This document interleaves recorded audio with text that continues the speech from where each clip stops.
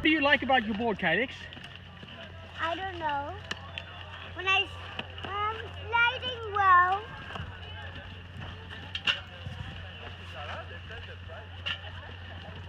And also my dinosaur.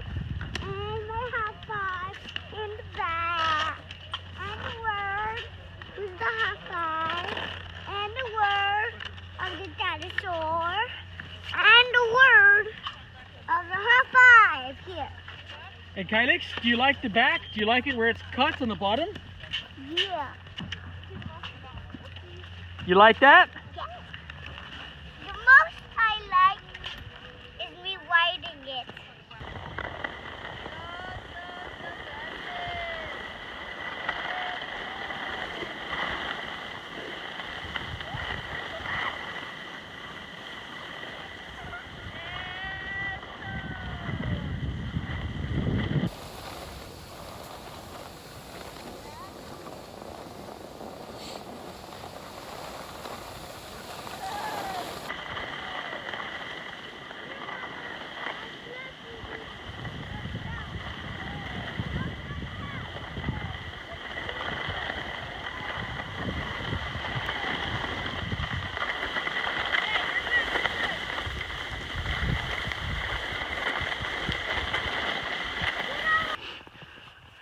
This is the Cutie, and it's our 105 centimeter long board for very young kids. We're talking 2 years old to about 5 approximately. It's really more about foot size. When you get to a toddler shoe 11, 12 max, you're kind of done with the size of the kid that can use this board. Now, we've done a couple of things to this board that are really different from, well, pretty much all the kids' boards that are on the market. Basically, everything that we came across on the market was sort of a banana. And I was putting my son, who started snowboarding when he was 18 months old, on these boards. And he couldn't really hold an edge. We were trying to teach him to side slip because they were rockered boards. And so they didn't grab.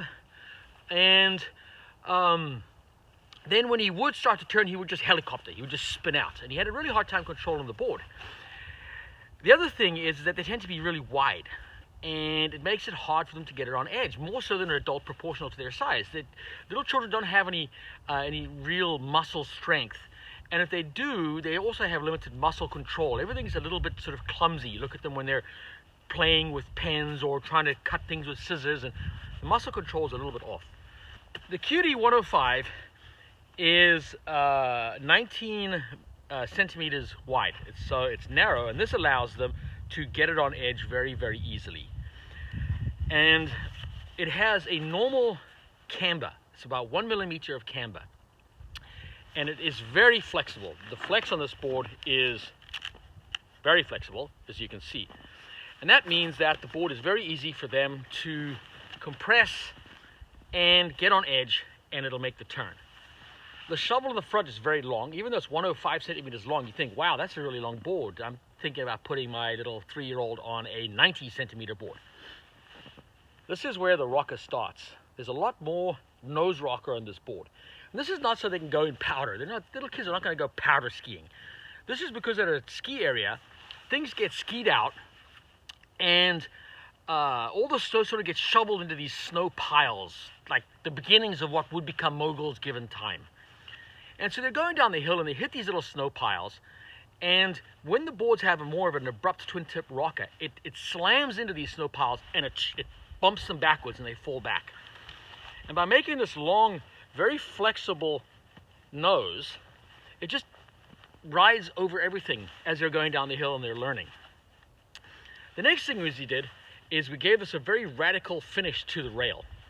So when they're on edge, and they put this board on edge, effectively the rail ends here.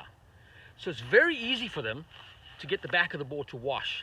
So when they're starting their turn, and they're generally going very, very slowly, and they start to ink into the turn, and they're unsure about it, and the board just goes.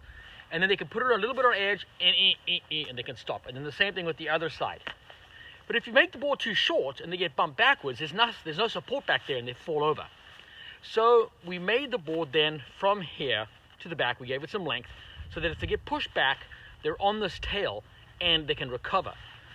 The reason for this is not, again, for powder skiing, it's for flex. It's for board flex. So when they do get bumped back on the board, this flexes up, but it doesn't spring them back onto the front. It just slowly puts them back down on the snow.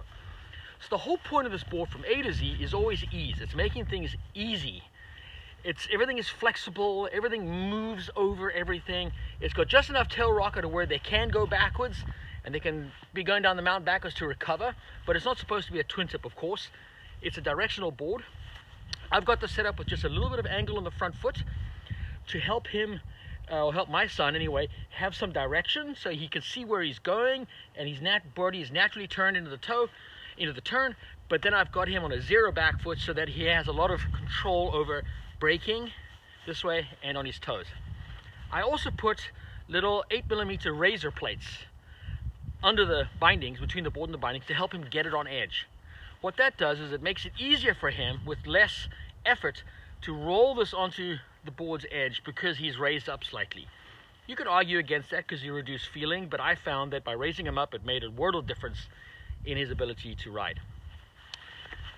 Comes in 2 graphics, boy graphic and girl graphic. Boy graphic with dinosaurs on it, girl graphic with the little space girls on it in pinks and blues and purples. And it's the sort of reaction that we always get when they see it. They go, ah, I want that, which is of course the idea. So the kid wants it, that's what we want, and mommy and daddy, you want it because you want your kid to progress faster than they would on something else. And that's the whole point of this board. And we saw a massive, massive difference when we took our son off of just a generic twin tip style board and we put him on this. It was instantaneous. Within a week, he was linking turns and riding down the mountain all the way from the top. So hopefully your kid can do the same.